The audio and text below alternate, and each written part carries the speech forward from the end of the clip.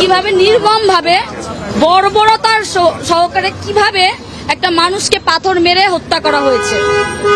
আমি প্রশ্ন করতে চাই, বিএনপির এত শক্তি কিভাবে এবং কোথা থেকে এলো যে তারা এইভাবে জনসম্মুখে মানুষকে পাথর মেরে হত্যা করেছে। লিটারালি আমরা দেখতে পেলাম যে বিষয়টা জনসম্মুখেও হয়েছে, পিছন থেকেও হয়নি, লুকিয়েও হয়নি, জনসম্মুখে হয়েছে। তার মানে তারা একটা এক্সাম্পল দাঁড় করিয়েছে যে যদি আপনারা চাঁদা না দেন বা কোনো ব্যবসায়ী যদি চাঁদা না দেয় সেক্ষেত্রে তারা কোন পর্যায়ে যেতে পারে। মিডিয়া কি করেছে?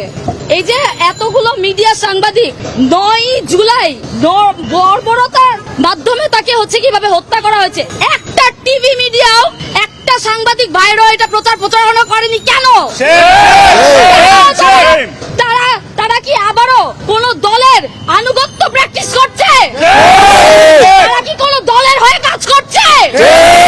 তারা যদি কোন দলের হয়ে কাজ করে, আমি সুস্পষ্টভাবে বলতে চাই, আপনার জুলাইয়ের পরে আপনাদেরকে ছেড়ে দিয়েছি, কিন্তু এখন আর ছাড় দেয়া হবে না।